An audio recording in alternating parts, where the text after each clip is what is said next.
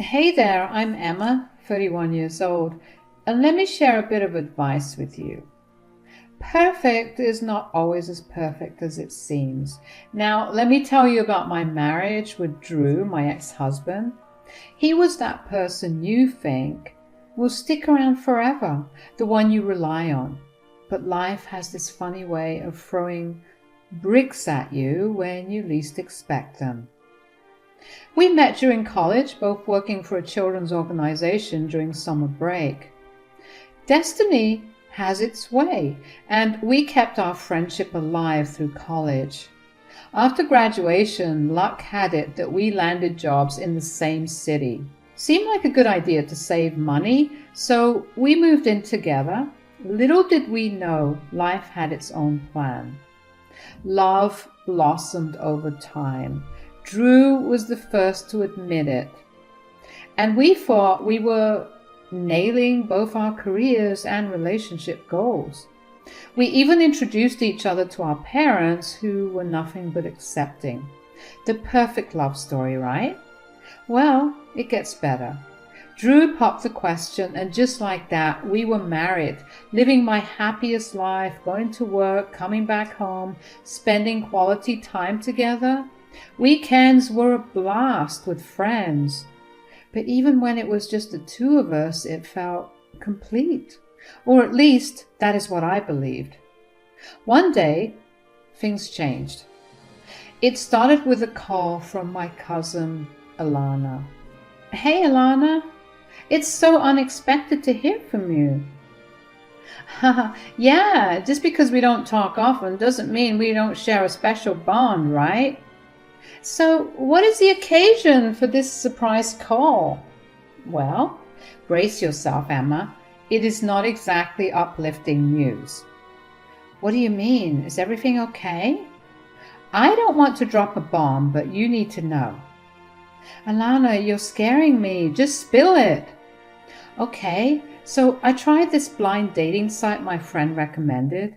No names, no pics, just conversations, and if it feels right, you meet up. Oh, don't tell me you're engaged, are you? I would be so happy if that is the case. Emma, this is serious. Let me explain. I matched with this guy, and after chatting for a while, we decided to meet at a cafe around 3. Cut to the chase, what happened? I showed up at the cafe and it was packed. I asked the waiter if there was a certain gentleman waiting for me, as we were on a blind date. The waiter happily pointed me to a person sitting at a table. Stop building the suspense. Well, there is no other way to say this, but that guy, it was true. He was sitting there, and as soon as I saw his face, I stormed out of the cafe. Wait, are you sure? Was it my Drew? I am 100% sure. I know we have only met a couple of times, but I still follow you on social media. I am sorry to tell you this. It must be confusing. If you're playing a sick joke on me, it's not funny, Alana. I just can't talk to you right now. This is ridiculous. So after hanging up on Alana, I was full of anger and confusion. I trusted Drew blindly, thinking there had to be some misunderstanding. It was a Saturday and Drew was out golfing with a friend. My suspicion got the better of me, and I did something I never imagined doing. I snooped around. I started with Drew's laptop, but it revealed nothing. My quest for the truth led me to his iPad. There, I combed through everything. No sign of the blind dating app that Alana mentioned. But then, there it was. Tinder. The app I never thought I would see on his device. I hesitated, but clicked on it, exposing conversations with other girls. I could not turn away. Reading through exchanges, plans to meet up, it was all there. That sinking feeling set in. Was he with one of those girls at that very moment? Lying about golfing with his friend? My mind raced. coming up with the worst kind of scenarios. Regret gnawed at me for hanging up on Alana. She was just trying to help, and I was somewhat impolite. Now that I had some type of undeniable proof, I had to call her back. Hey, Alana, I owe you an apology for hanging up earlier. It was just a lot to take in, you know. No worries, Emma. I get it. Finding out something like this is never easy. So, did you find anything? I did not find any blind dating app, but there's Tinder on his iPad. The conversations are recent, from just 2 weeks ago. I cannot believe this is happening after 5 years together. That is rough, Emma. Maybe it's time to confront him. When did this blind date exactly happen? What did he tell you? It was just last Saturday. He told me he's been single since college. Can you believe it? Making up stories about taking care of his sick mother, playing the sympathy card, saying that is why he could not meet me sooner. Unbelievable. When exactly did this blind date happen? Drew told me he was helping out a friend in trouble, but he drove 2 hours to see you. I'm sorry you're going through this. I hope you make him pay for what he has done. I was seething with anger, and to be honest, I would not be shocked if he was still with some girl while pretending to be with a buddy. At that moment, I questioned everything, my insecurities making me wonder where I went wrong. Despite my love for him, I knew I could not let him off the hook easily. No amount of love was worth staying in a marriage where I was disrespected. So before he returned home that night, I packed all his stuff into 2 travel bags. My plan was clear: confront him, face the truth, and kick him out of the house. I needed to stand up for myself. Drew finally got home late at night, and I was waiting for him by the kitchen counter. What's wrong, honey? Why do you look so furious? And what are these bags for? Are you going somewhere? No, I'm not going anywhere. You are. Enough with the jokes, honey. Can you please make me a cup of ginger tea? I'm extremely tired. Tired of what, Drew? Tired of lying around? Just so you can see other girls? Huh? What do you mean? You did not tell me you got stood up at a blind date last week. How did you know? Were you spying on me? You're crazy. No, it wasn't me. Turns out the person you were talking to was my cousin Alana, from the wedding, if you remember her. She saw you and fled the cafe. No, honey, there must be some misunderstanding. Is Alana sure it was me? Oh, come on, cut the crap. I read your conversations on Tinder. How low can you go? Why did you even get married to me if you had to do this? I don't have any answers for you.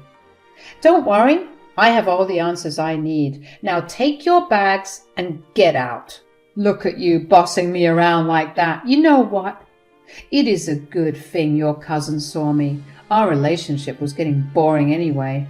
I've been wanting to get rid of you for a long time now. All those other women out there are much better than you. Guess I made a wrong decision by marrying you, and you know what? Screw it.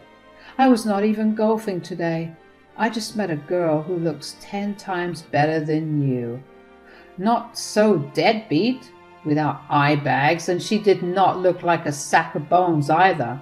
I'm happily going to take the suitcase and leave you. Enough, Drew. This marriage is over. I'm glad it is. So, just like that, my worst fear came to life. Drew left me. And soon we got divorced. I held on to the hope that he might apologize, but no, he belittled me and claimed I was not good enough. In the beginning, I was insecure and isolated myself from everyone. Reality shows became my best friends. I would go to work, return home, lose myself in the drama of TV, forgetting even to eat. That was my life for a few months. But then my parents and friends stepped in. They uplifted me, urging me to seek therapy. Slowly, I started getting better. I joined yoga classes, adopted a pet cat, and created a strict schedule to keep my mind off the past trauma. It worked. After coming out of that dark phase, I knew I had to give love another chance. I started seeing other people, and then I met James. It happened at a friend's wedding. James, a charming Australian 3 years my junior, caught my eye. Despite the age difference, he exuded a maturity I had not found in many men. We began dating, and 4 months into our relationship, James surprised me by flying us to Australia to meet his family. I met his mother, Bonnie, and his sister, Elsie. "Emma, James has told us so much about you. I can't believe how strong you are after everything you've been through." "Mom, Elsie, Emma's been through a lot, and she's faced it all head on. I admire her strength every day." "Seriously, Emma, I can't imagine going through what you did. You're like a superhero." "Well, I don't have a cape, but I appreciate the sentiment, Elsie. It was tough, but honestly, meeting James has been a silver lining. He has helped me a lot with the way I used to feel about myself." "You're like a breath of fresh air, Emma. We're lucky to have you here."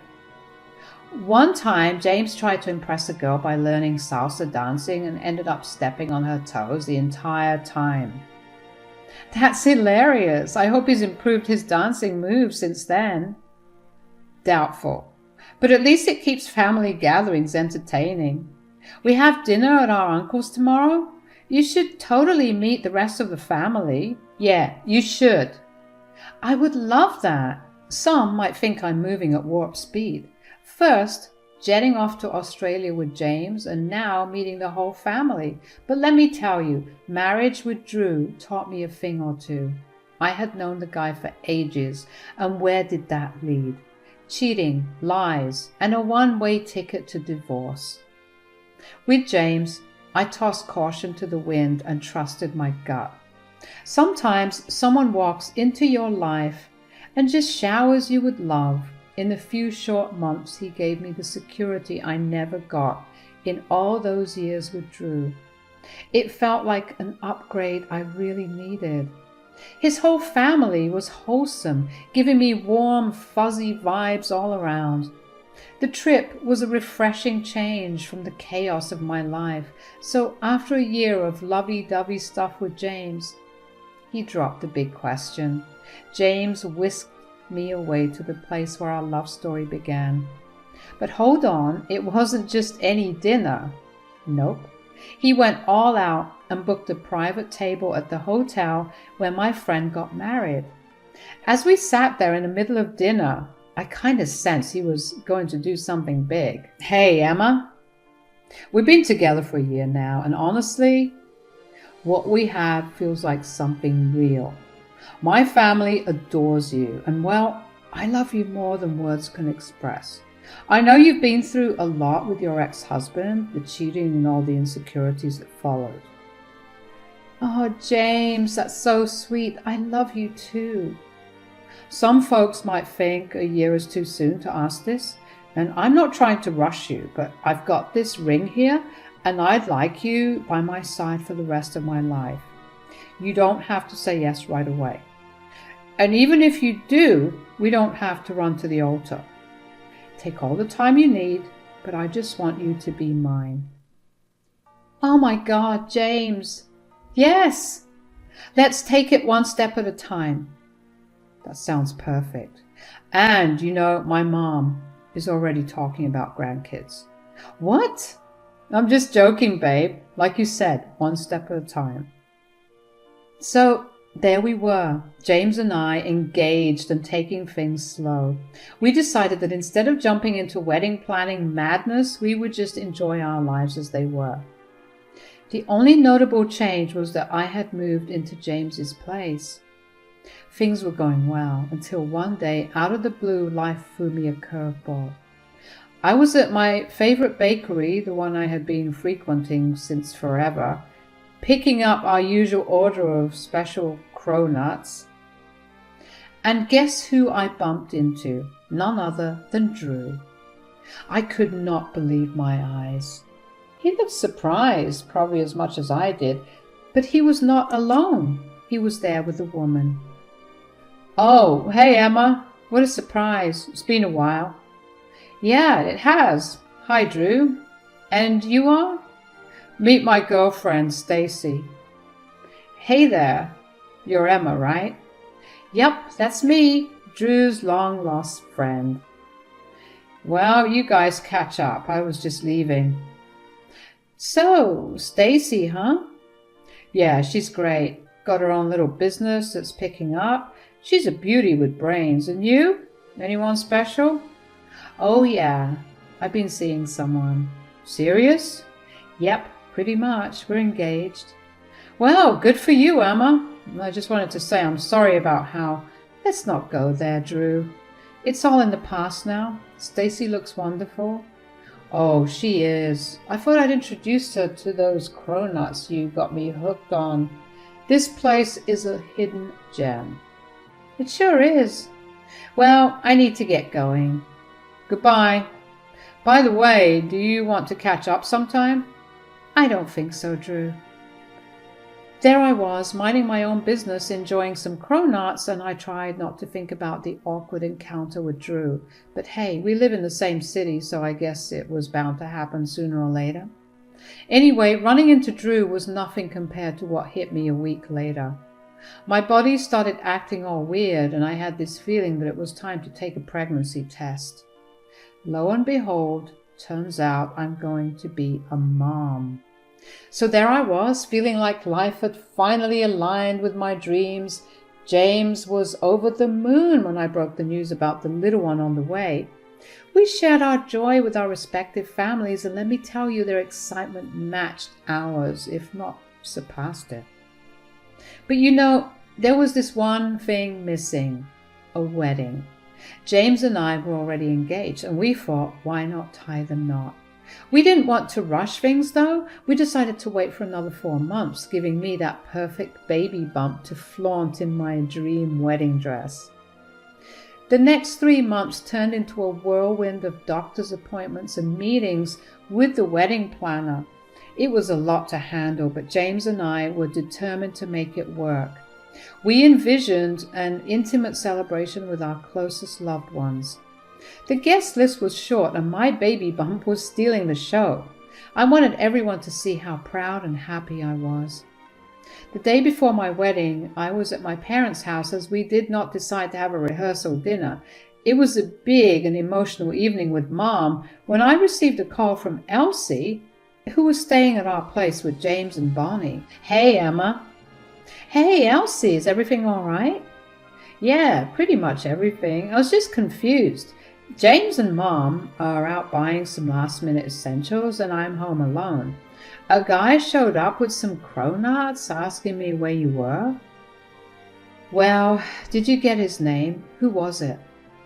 "No, I didn't, but I don't think it was one of your close friends, because when I told him about the wedding, he seemed shocked, almost like he didn't know about it." "Well, it must be some old acquaintance, I guess. So did you tell him that I was getting married?" "Yeah. He sounded curious, asking where you were and who I was. I told him that I'm your fiancé's sister and there's a wedding tomorrow. Now that I'm talking about it, it's just silly that I gave him all that information without even asking what his name was." "Oh, don't worry about it. I think I'll handle it. Just stay safe until Bonnie and James get home." "Sure thing." So I knew who it was, of course. Drew? I was confused. How did he even manage to get the address to James's place? I wondered if he had been following me, but I don't think he was so obsessed with me that he would do such a thing. After all, he was with Stacy. Maybe he saw me getting in and out of the apartment and figured I lived there?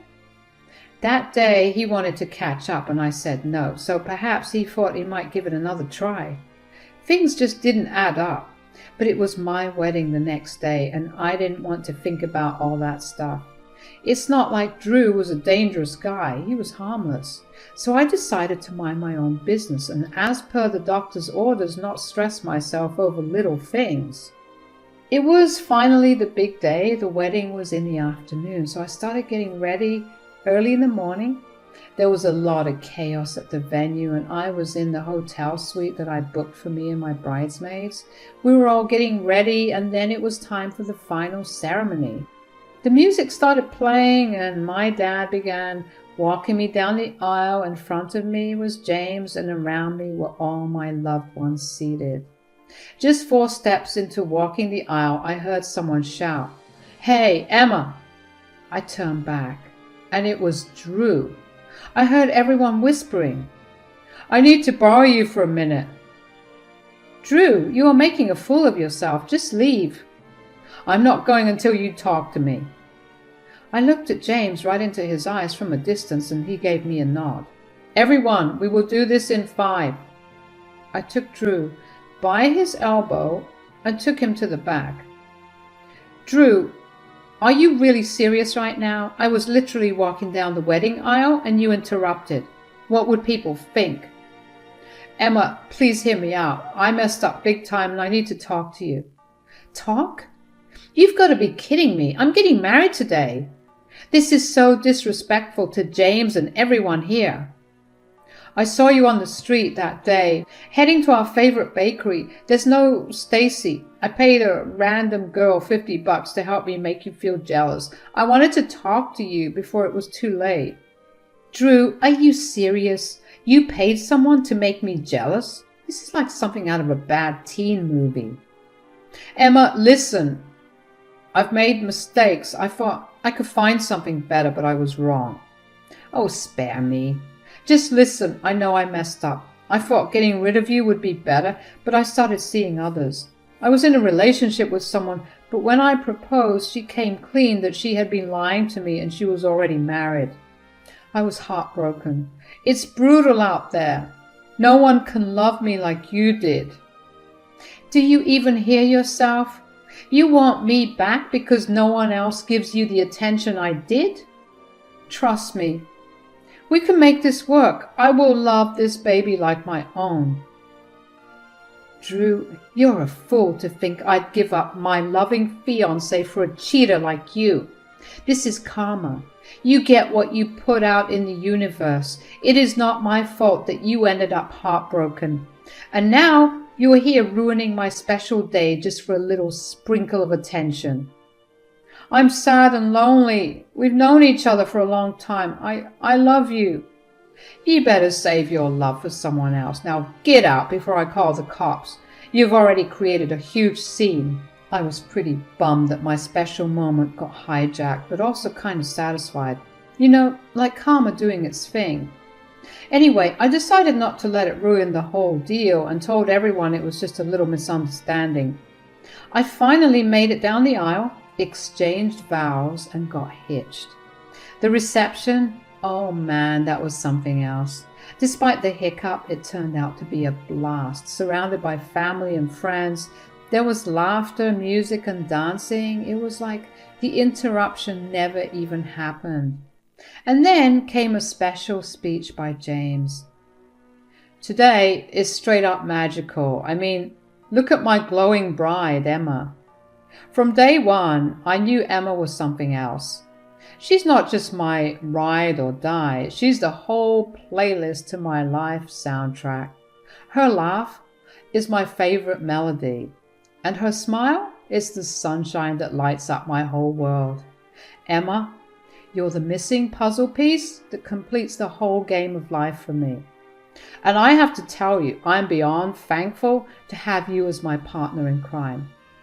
Just know this, I'm going to have your back through all the highs, lows, and epic plot twists. Your kindness, your strength, and that love. It's like my heart does a happy dance every time I think about it. So here's to us, our love story, and all the epic moments waiting for us."